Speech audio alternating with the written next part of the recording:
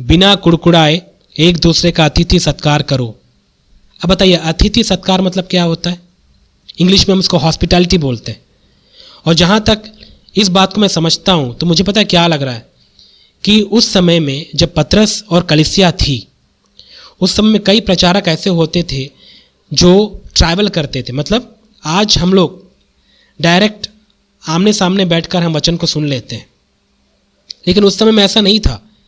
उस समय में कोई फैसिलिटी नहीं था, ना फ़ोन था, ना कम्युनिकेशन का कोई ज़रिया था। यदि मुझे यहाँ से चंडीगढ़ से जाके पंचकुला में वचन सुनाना है तो मैं आजकल क्या करता हूँ, फ़ोन के ज़रिए भी मैं वचन सुना सकता हूँ। लेकिन उस समय ऐसा नहीं था, तो उनको क्या करना पड़ता था, वहाँ से उनको ट्रैवल करना पड़ता था, जाना पड़ता था वहाँ तक। तो ऐसे यात्रा करने वाले या इधर उधर घूमने वाले प्रचारक बहुत हुआ करते थे उस समय जब पतरस था। ऐसे ही तो उन्होंने वचन सुनाया, ऐसे तो उन्होंने वचन फैलाया है ना। उस समय कोई लेटर या पोस्ट बॉक्स ऐसा कुछ था नहीं, फ़ोन नहीं था।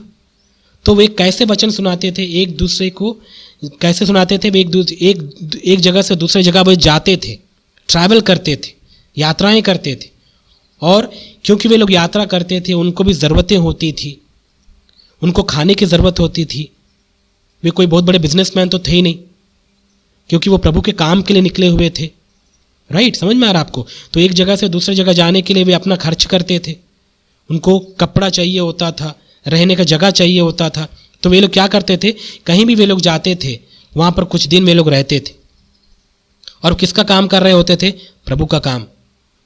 तो बताइए जब वो व्यक्ति प्रभु के काम के लिए इतना त्याग कर लिया तो कलीसिया की जिम्मेदारी क्या बनती थी उस समय कि वे क्या करें, ऐसे प्रभु के सच्चे सेवकों को आदर करें, उनका सत्कार करें। कैसे? उनको जगह देकर, उनको खाना खिलाकर, उनके जो भी शरीर से संबंधित ज़रूरतें हैं वो पूरी करके। ऐसे उस समय किया करते थे उस समय भी। लेकिन कई लोग ऐसे थे उस समय, हो सकते हैं कई विश्वासी ऐसे भी रहे होंगे जो अतिथि सत्कार को ज़्यादा ध्यान नहीं देते थे। अरे छोड़ो यार, अपने मतलब के लिए आया होगा। होते थे कई लोग अपने मतलब के लिए आते थे। और पता है सबसे बड़े दुख की बात क्या है, जो अपने मतलब के लिए आते हैं ना, लोग उनका ही ज़्यादा सम्मान करते हैं, ज़्यादा उनका सत्कार करते हैं। और वे आते हैं बड़े आसानी से, बड़े खुशी से आते हैं, और वहाँ पर अतिथि सत्कार वे लोग प्राप्त भी करते हैं, बाद में लूट के ले जाते हैं। उनका बड़ा इज्जत होता है, जैसे आज के समय में भी हो रहा है।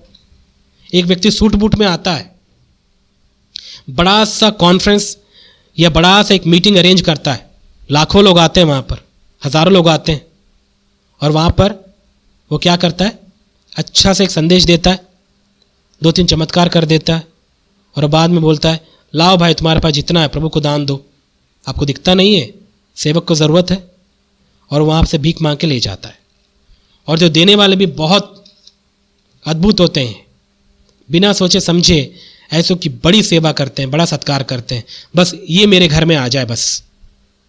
और जो सच्चे सेवक होते हैं, जो मांगते नहीं है, ईमानदारी से प्रभु की सेवा करते हैं, उनको घर में जाने के बाद पूछते भी नहीं है, पानी तक नहीं देते उनको।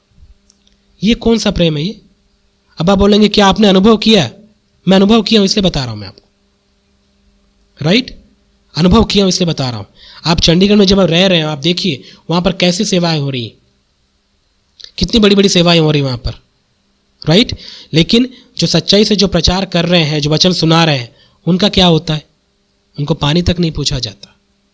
और वो वहीं पर नहीं, यहां पर भी मैं अनुभव कर पा रहा हूं ये बातें। राइट, तो ये बहुत ही बुरा हाल है विश्वासियों के अंदर। इससे एक बात पता चलता है, विश्वासी जो है ना, वे संसारिक हैं। वे आत्मिक होते तो आत्मिक प्रचारकों का सम्मान करते, आत्मिक प्रचारकों का सत्कार करते। और वे क्योंकि संसारिक हैं, सांसारिक बातों को सुनने वाले हैं, इसलिए वो सांसारिक प्रचारक ढूंढ लेते हैं जो उनके मन के अनुसार सांसारिकता से प्रचार करे, और जो उनको चाहिए उन्हीं चीज़ों को देने का वादा वो करे। और जो ऐसा प्रचार करते हैं, खुशी खुशी वे लोग सब कुछ उनको दे देते हैं। इससे साफ पता चलता है कि वे कौन है, प्रभु के है ही नहीं। लेकिन जो प्रभु के लोग हैं वे लोग परखते हैं, वे जानते हैं कि प्रभु के लोग कौन है, प्रभु के सच्चे प्रचारक कौन है, किसको देना चाहिए, किसको नहीं देना चाहिए। आज कितने ही विश्वासी लोग अपने धन को, अपनी संपत्ति को ऐसे भीख मांगने वाले सेवकों को दान दे देते हैं, ये सोचकर कि ये प्रभु का दास है। उनको पता नहीं है कि वो प्रभु का यदि दास होता तो कभी भूल के भी नहीं मांगता, खराई से प्रचार करता, भले उसको इज्जत मिले या ना मिले। वे हमेशा मुंह देखी बातें नहीं करता, वे संसारिकता से भरी हुई बातें नहीं करता, वो विश्वासियों की इच्छा अनुसार प्रचार नहीं करता, वरन परमेश्वर की इच्छा अनुसार प्रचार करता। ऐसे लोग को परख नहीं पाते। और मैं समझता हूं उस समय भी ऐसे लोग रहे होंगे, इसलिए यहां पर पतरस भी बहुत ही गंभीरता से ये बातें कह रहा है। तुम सत्कार करो, अतिथि सत्कार करो उन सेवकों का जो प्रभु के नाम के लिए निकले हैं, जो परमेश्वर का वचन सुनाते हैं। और केवल सेवकों का ही नहीं परंतु विश्वासियों का भी, जो प्रभु में सच्चे हैं। और जब उनका अतिथि सत्कार करते हो, अतिथि सम्मान करते हो, तो कैसे करो? बिना कुड़कुड़ाए। मतलब कई लोग सत्कार तो करते हैं लेकिन कुड़कुड़ा कर, अरे यार आ गया यार, बोझ बन गया, अच्छी क्या करें, कभी भी आ जाता है, हमेशा इसको खाने की जरूरत पड़ती है, हमेशा इसको कौन देगा, हमेशा इसका सम्मान कौन करेगा, राइट? ऐसे लोगों को देखा आपने?